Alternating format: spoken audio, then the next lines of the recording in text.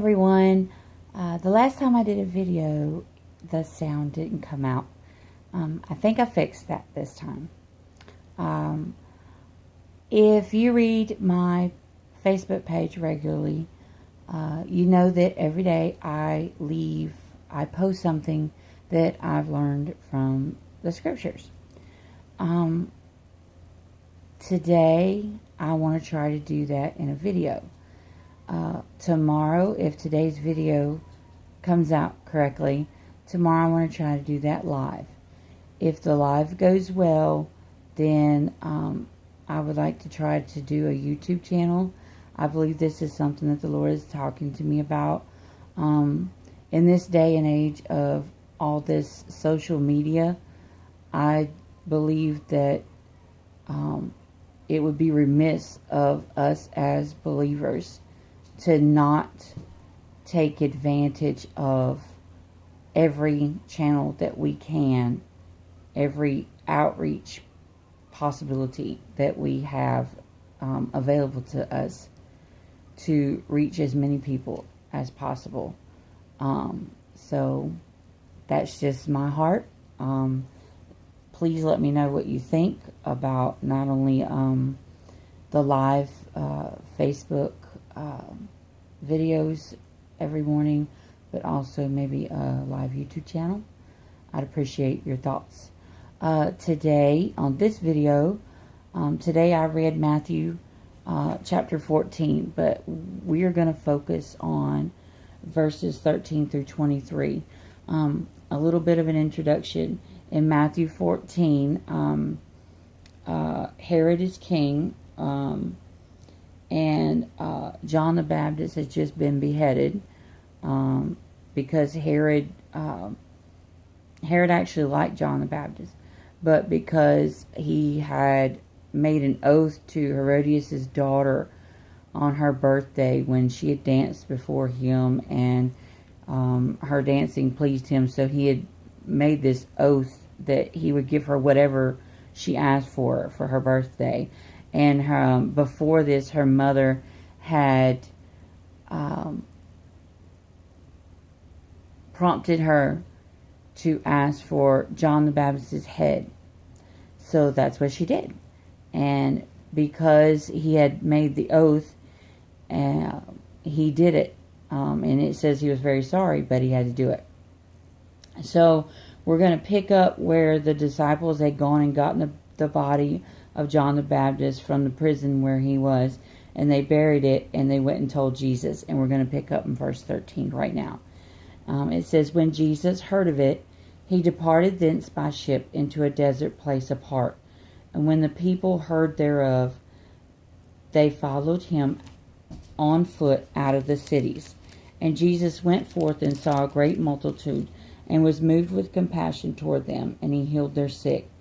And when it was evening, his disciples came to him, saying, this is a desert place, and the time is now past. Send the multitude away, that they may go into the villages, and buy themselves victuals. But Jesus said unto them, they need not depart, give ye them to eat. And they said unto him, we have here but 5 loaves and 2 fishes. He said, bring them hither to me. And he commanded the multitude to sit down on the grass, and took the 5 loaves and the 2 fishes, and looking up to heaven, he blessed and brake, and gave the loaves to his disciples, and the disciples to the multitude. And they did all eat, and were filled, and they took up the fragments that remained 12 baskets full. And they that had eaten were about 5,000 men, beside women and children. And straightway Jesus constrained his disciples to get into a ship, and to go before him unto the other side, while he sent the multitudes away. And when he had sent the multitudes away, he went up into a mountain apart to pray. And when the evening was come, he was there alone. What really struck me about this passage was,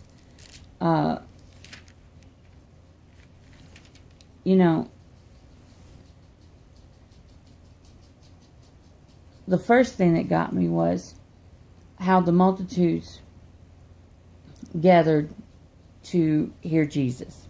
Okay? And it's like us today. We gather on Sundays to hear what God has given our pastors and our preachers and whatnot. But a lot of times,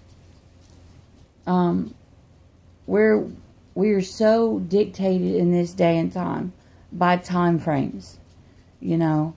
A lot of times by our stomachs. We're hungry. We want to get out by a certain time so we can get a good seat at the restaurant, or so we can go home and eat, or during football season so we can go home and catch the beginning of the game. For whatever reason, we try to put God on Sunday mornings in this little time box. And I saw that the disciples here, he was like, when they started getting hungry, they were like, Lord, send these people away. We're out here in the desert. There's nothing for them to eat. Send them away so that they can eat, But the Lord was more concerned with their spiritual hunger, their spiritual needs. And, and he was like, they don't need to go anywhere. We can feed them here. And then, of course, you've heard the story over and over of how he, made the 5 loaves and 2 fishes, feed that many people. But the point that really struck me here was, what if we did this more often? What if we went into church on a Sunday morning and didn't leave until God sent us away? What if we stayed and just let God feed us what He had for us, and until He was finished feeding us, until He sent us away, like He did with the multitude in verse 22, where it says, and straightway Jesus constrained the disciples to get into a ship and to go before Him unto the other side, while He sent the multitudes away. And when He had sent the multitudes away, they didn't have an invitation and dismiss with prayer. No, Jesus sent them away. And I don't know in what manner He sent them away. I don't know, but I do know He had healed their sick. It says that in the passage. But can you imagine? Can you just imagine what we would be like? How we would leave the church on Sunday morning if we just allowed the Holy Spirit of God to just continue to feed each and every one of us until God sent us away. Not until the sermon was over and we had the invitation and, we had the closing prayer and everybody, finished our little visitation with, oh, I need to go say this to this person, and I need to, oh, what a great choir special, what a wonderful praise team song, what a wonderful special song, what a wonderful whatever. But what if we just stayed and let God send us away when He was finished teaching us? I can't imagine. I would love to imagine. I would love to see that happen just once. And to imagine if that could happen on a large scale, just in this country.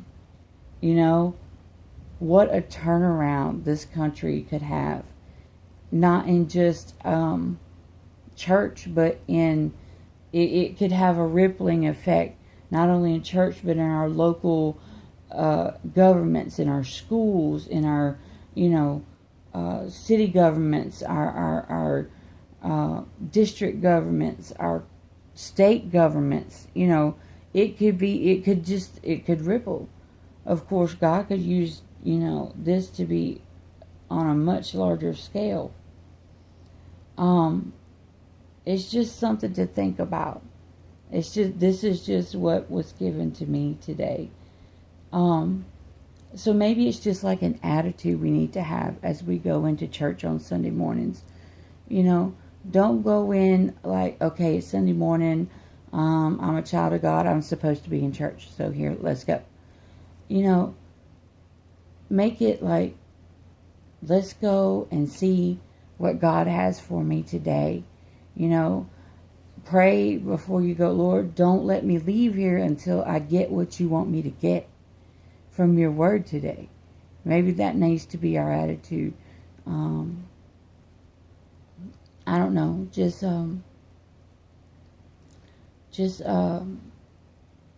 Let me know what you got from this, if anything. And let me know your thoughts on this passage of scripture. And thank you for watching.